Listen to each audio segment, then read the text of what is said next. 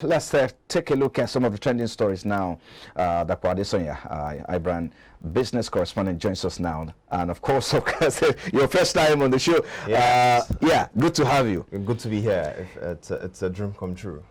Okay, I know that in the coming days we're going to be seeing you on the show, but here now, let's look at some of the trending stories on the show this morning. But for me, let's start from the first one, which of course is about the conference of parties, which has been ongoing in Egypt. Yes, we know that Nigeria, it's in attendance, but again, we're asking, what exactly are they going to take out from this event? Yes, we know that they are proposing for about over $400 million to combat climate change, and the issue of climate change adaptation has been on ground here now. But I'm optimistic that perhaps they can take advantage of this conference, but I don't know how far would they go to take advantage. Really. Well, thank you for that. I think the opportunities are copious. Nigeria has so much to gain from this conference, being the fact that we are in negotiating position. We don't contribute up to 5% of the total global emission, but we are the ones that bear the brunt of majority. So we put them in a position to say we can negotiate. So that's one of the major things that this Climate of Parties 27 can do for us. Again, I'm also looking at the fact that, yes, even though we do not contribute up to 5% of the global emission, and that means that we have the rest of the world who are contributing much of these emissions, much of this impact, comes from what they contributed to the global emission again. But that means that we are supposed to take advantage or be in an advantage position to enjoy much of the benefit from this conference. But it looks like at the moment that is not what is happening. All right. Yeah. That's one of the things that this COP27 is going to expose. It's going to expose how powerful we are at the negotiating table. It's been held on African soil, in Egypt and Sharm el-Sheikh.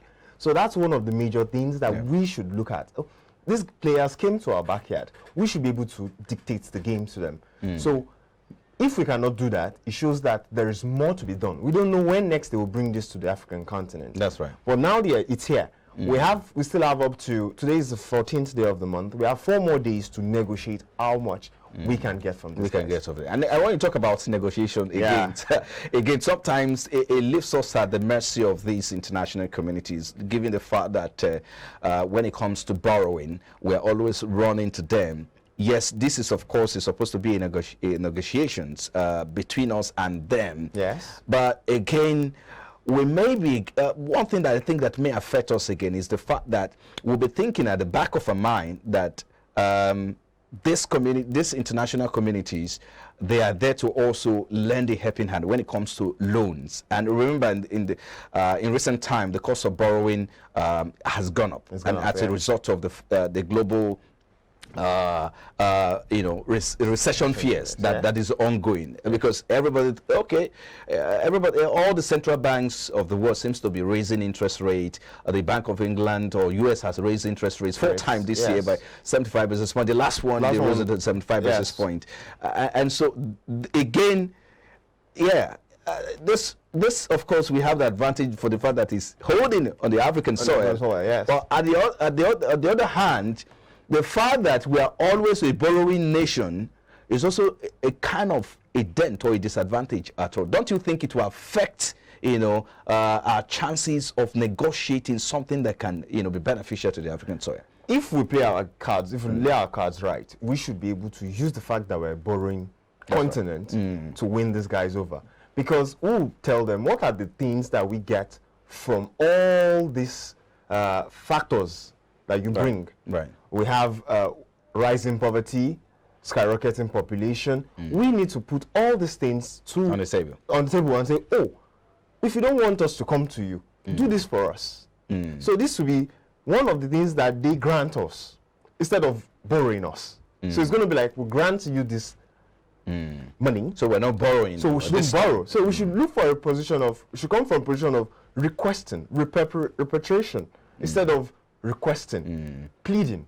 So especially now that when it comes to how much we're contributing to the global emission, it's just 3%. It's low. It's quite low. But let's move to the next story. Interesting stuff there. We'll keep our eyes on that particular story. 4 days to go. Yes. Hopefully, we should get something out of that negotiation. So the next one, of course, which talk about the Nigerian startups, which open to about 225 million US dollars IFC fund. To me, this is quite a cherry news again, but how much can we maximize with this fund in terms of opportunities, job creation, innovation, and what have you? The opportunities are copious, just like the previous discussion.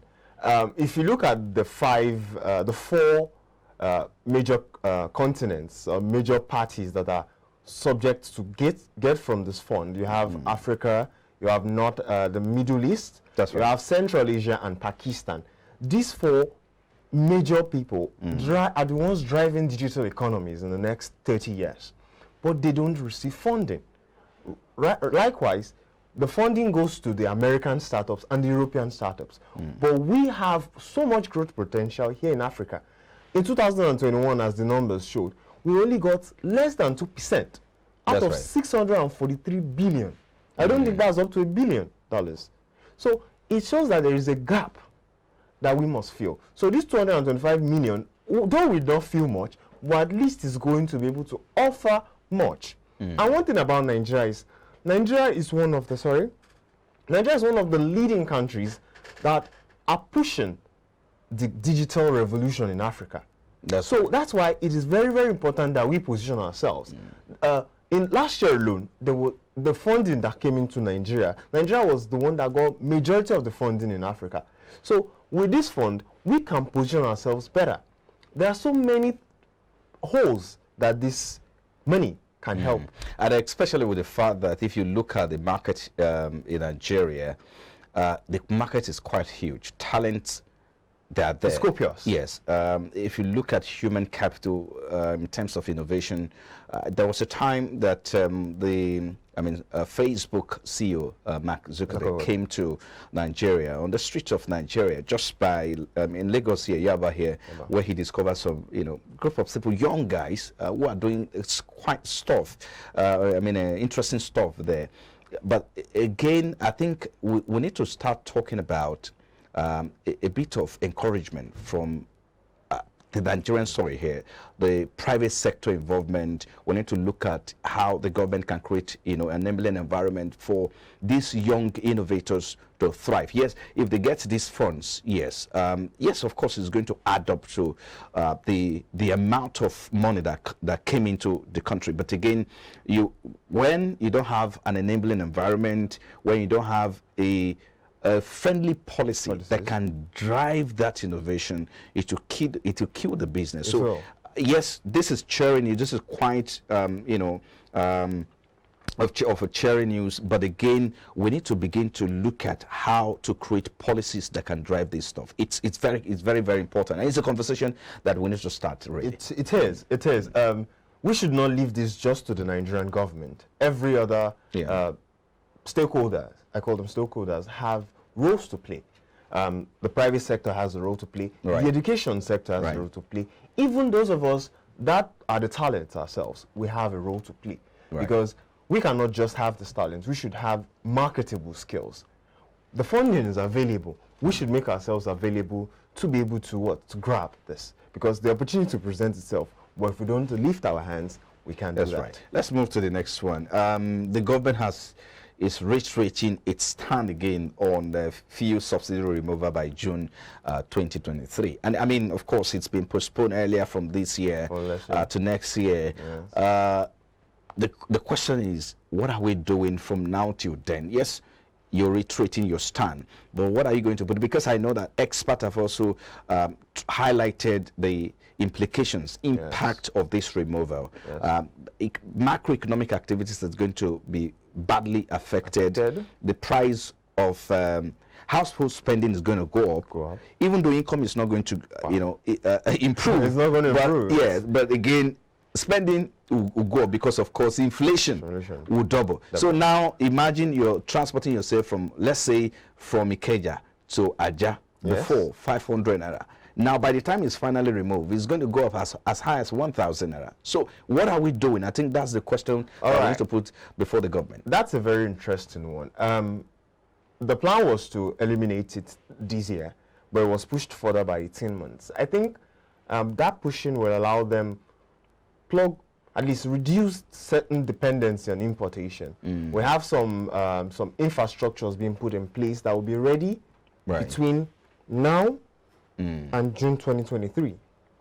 For instance, the Dangote refinery, that should go online next year. Recently, they signed with the Daewoo, the FG and the Korean company Daewoo signed. So I think they've looked at the operationalization of our refinery, these refineries, including the ones under rehabilitation. That's the Kaduna refinery and the Port Harcourt refinery. So they've put those into consideration, like, oh, at least by the time we remove fuel subsidy, we'll have something to fall back on.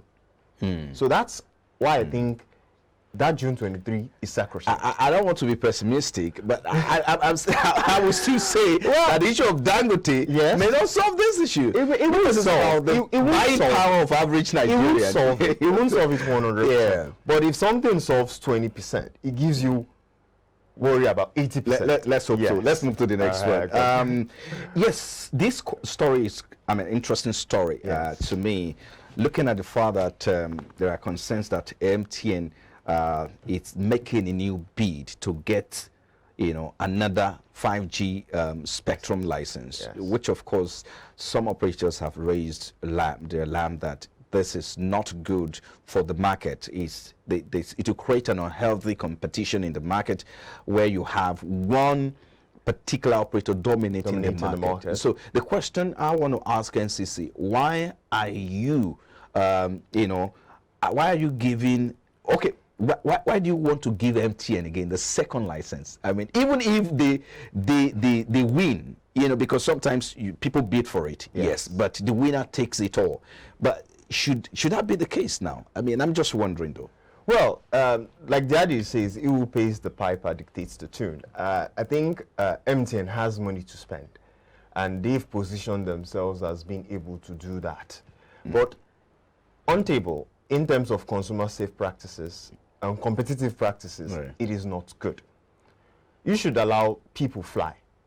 That's right. So they're bidding again. Remember that they've gotten a bid last December. They've not fully rolled out that bid. They've only rolled out in 7 states. But you want to take another one, because this is how it works. There are four slots opened. That's what the NCC said, yes. But they've already sold 2. One to MTN and one to Mafab. And you must note that Mafab has not even started. That's right. Now, the remaining 2 slots, MTN is coming again to bid that. And it's looking like Airtel is going to get it. Of course, they're going to get it because they have the money. I looked at it again. Airtel has the money. Airtel has the money. Airtel is saying, we've already bidded. Don't let us go through the process of paying more money again. Let's just do other things. So they want Airtel now to come pay another money, because for those that want to get that license, they must pay a certain amount of money. Right. So even if you lose, that money is forgone. So you want Airtel now to come pay another batch of money. So those ones are like, no, we don't want this. So that's why their bid was rejected, because they said, we have already done the needful. Why not just let's go to another stage, rather than starting from step 1? So MTN has the power to start from step 1. Yes, but yes, it has the power to start from step 1. Yes. But again, they have gotten one. So it behooves on the NCC now to say, look, let's play fair.